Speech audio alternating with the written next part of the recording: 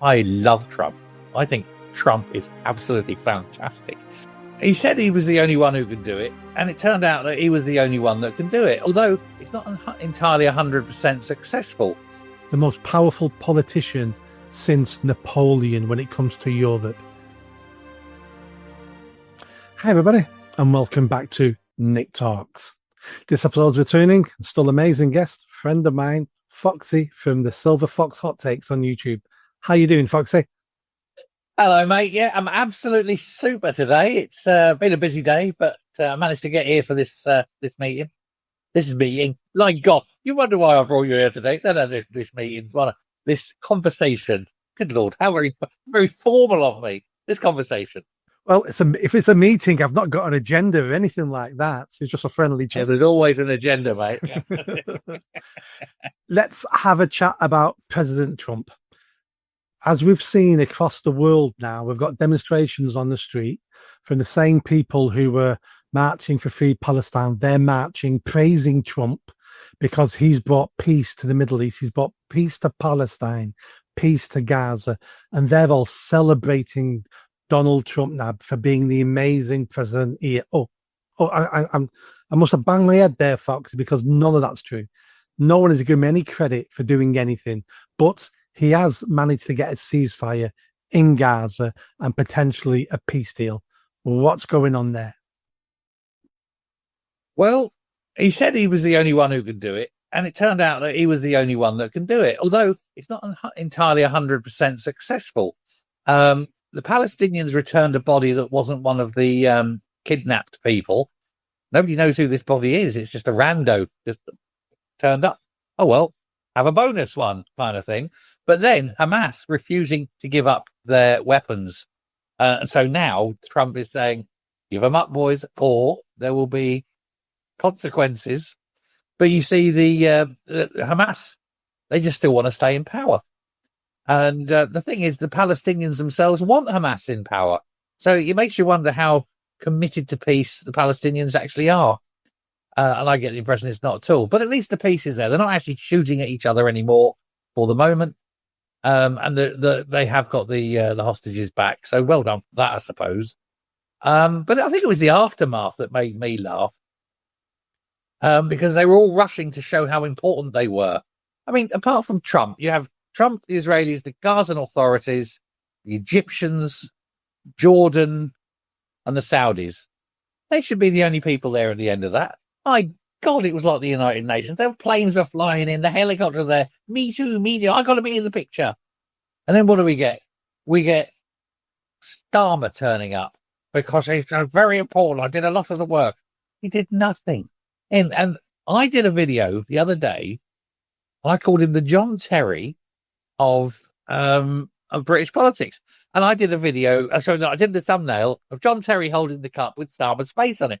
Well, the next day, Mike Graham on the telly, he's talking about the John Terry. I think, Mike Graham, are you watching my channel, mate? I hope so. But you had that, but he flew in. But then, didn't you see how embarrassing? They lined them all up, and they were all going to just go past and shake Trump's hand. And here comes Starmer. And he's like 27th out of 28. He was the second from last. And he gets there, and he puts his hand out to Trump. And Trump just basically just touches his hand like that. And he turned as though he was going to give a speech at the lectern. And Trump basically just out the fucking way. Just moved out of the way. He obviously thought Trump had invited him to say something because he's so important. He's a legend in his own lunchbox, isn't he? I mean, this guy, he's so filled with it. Anyway, he moves away. Then they finish the shake hand. And then did you see Meloni from Italy yesterday?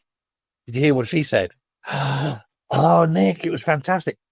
She was going on. She feels sorry for the people of Britain having this man as their prime minister. He walks into a room and it's like the joy is sucked out of it.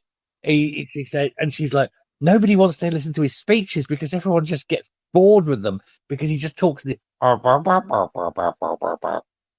I said, we were glad to get rid of him. He says everybody loathes him. This is the thing. They go to these things, and you always see the thing with, oh, Georgia, hello, oh, Pierre, oh, Henrik, and all this, right? They're all friends at the top, and then in comes Starmer, and everyone's like, oh God, they all loathe him. Was this a secret recording that got leaked, or did you say this to the press? No, it wasn't an open mic or anything. It was just people standing there and they just overheard her talking about it and just saying, "Oh God, put about the poor people of Britain and that." And she was just really slagging him off. And I'm thinking, yep, don't worry, love, get to the back of the queue. There's 65 million, 68 million people in this country doing the exact same thing. They can't even show darts anymore. They have to get like generic background sounds in darts, because every time they were showing the darts, the crowd was shouting a certain song by the White Stripes, Seven Nation Army, but the real words. You're right about people jumping on the bandwagon of this peace deal, which I'll tell you now, it won't last. They never last. But I give Trump credit for getting it in the first place. I mean, it's amazing you can get a peace deal, but we know they don't last. But everybody then jumped on the bandwagon because everybody wants a little bit of that shine to rub off on them, because they've all got free Palestine demonstrations in their cities, their capitals. They all want them to look like, I took part in this. Starmer, I would say, hindered the peace deal by recognizing the state of Palestine. I reckon that was a hindrance, not a benefit to the peace deal. Now, was this Sorry, Nick, totally agree. And the irony is, if you asked him who's running Palestine, or where are the borders, he couldn't tell you. Oh, I just got to recognize the state. Well, recognize the state and show me where the borders are. I don't know. Of course you don't know. You're a knob. But he had to do it because a small proportion of people get angry on the streets. Do you know that the vast proportion of people in this country, and I mean like 99% of people in the country, they don't give, Nick. They don't give a crap, mate. Don't care. They don't. It's all far. It's all too far away. Nobody cares. Got our own problem. Yeah. But he's not doing it for them. He's doing it because of the Green Party, because of your party. They're sucking the Muslim vote away from the Labour Party. And so therefore he has to throw some red meat to them. That's exactly what it is. He's got to do that because he thinks he's going to win the Muslim vote. The trouble is now there's so many, what they call them, independent Muslim MPs, that they're actually going to be starting a Muslim party. Once that happens, no Muslim will be voting for Labour. Yeah, well, that's already starting. That's your party. Your party will be Islamist party, and the Green Party is not an Islamist party yet, but the Trojan horse attack on them has begun. And if they can increase their numbers, the Green Party is at risk of being an Islamist party. I know. How do you square that though? Because they're all full of gay people and non-binaries and trans. Once the takeover is complete, they'll all be ejected. Yeah. So I mean, in your party, for the want of a better name, your party. If you look at the leadership of it, I can only see one white face, and that's Jeremy Corbyn's. All the others are Asian. It's an Asian party now, and I think it won't be long, and Jeremy Corbyn will get the old elbow. Absolutely, they're using him for his reputation, for his contacts, for all that. And and that's what they did with that Sultana woman. Once you're not useful anymore, you're gone, and he'll be gone at some point. Once they've got exactly. Now, when Trump was doing the press for the peace deal, correct me if I'm wrong, was that where he said to camera, there's lots of leaders, lots of countries, I don't like their leaders, but I'll never tell you who they are. Is that when he said that? Yeah, that's when he said that. Yeah. That takes some balls to say that to the press, that there's many leaders of many countries I don't like, but I'm never going to tell you who they are.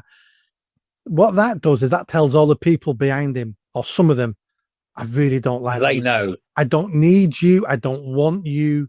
And I've read something today that President Trump is becoming the new version or the most powerful politician since Napoleon when it comes to Europe, because he seems to be ruling Europe just through his being, through his reputation, through his power, through his insults. He seems to be ruling Europe.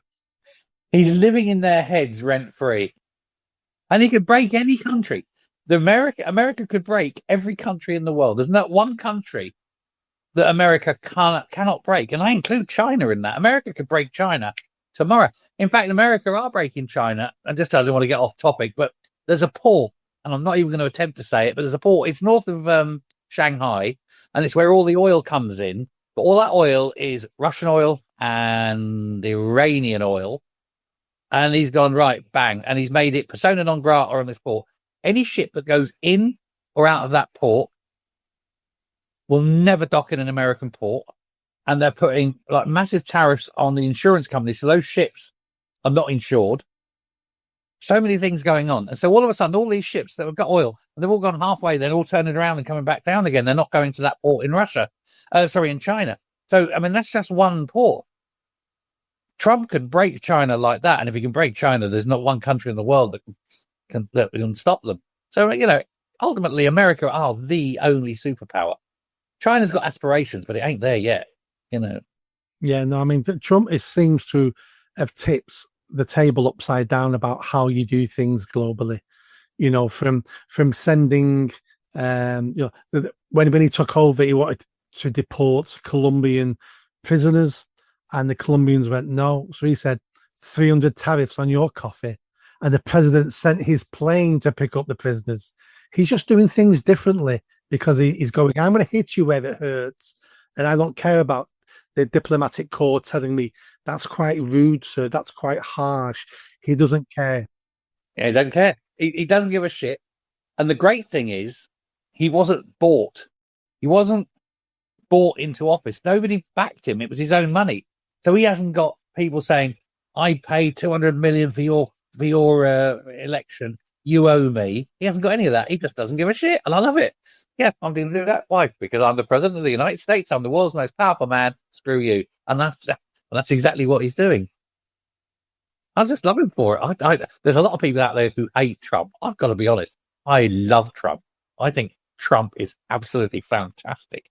He is a voice of sanity in an increasingly insane world. Yeah. And everything he does 100 years ago would have been considered common sense and what we all need to be doing.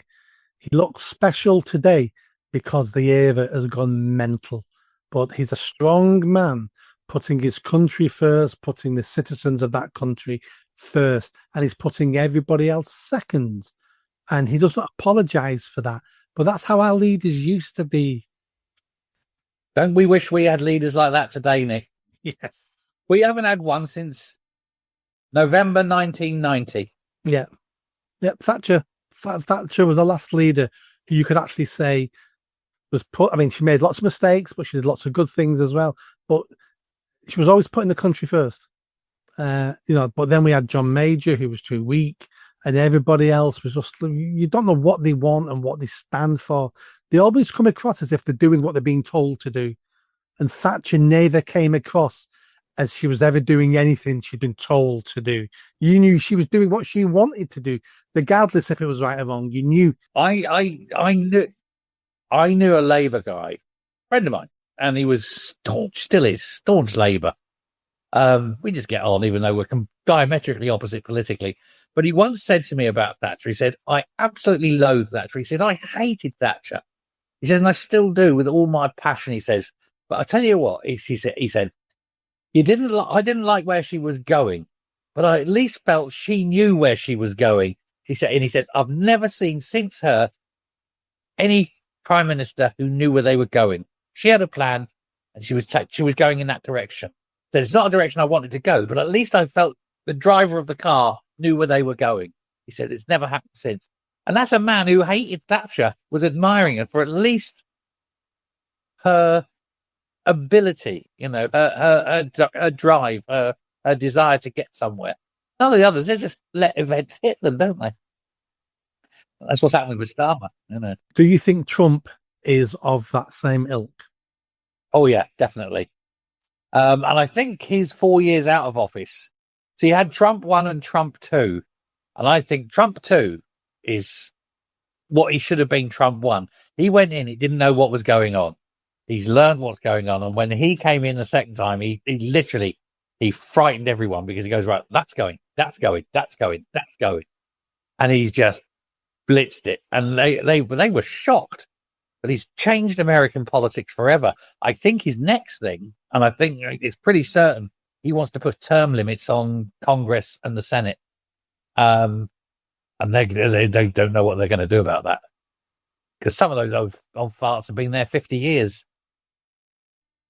I mean, he's not even been in power a year yet. He only came in January, and it's October now. He's been in. And doesn't it seem like he's been there forever? Yes, and it's just what he's done. He's been truly revolutionary, and he's been truly a work of art to watch what he's achieved and how he's achieving, and how he doesn't care what the press say, and how he's doing exactly what he said he was going to do. A breath of fresh air. I'd say my hat off to him. I just wish we had someone half as good as him in the UK. Yeah.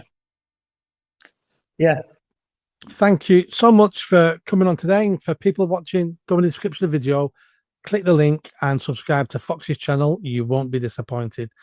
But Foxy, we'll do this again in a couple of weeks and we'll put the world to rights again. I look forward to it, Nick. As ever, it's always a pleasure being here on your channel, talking to you and talking to all the good people at home in YouTube land. Thanks a lot. See you later. Bye-bye.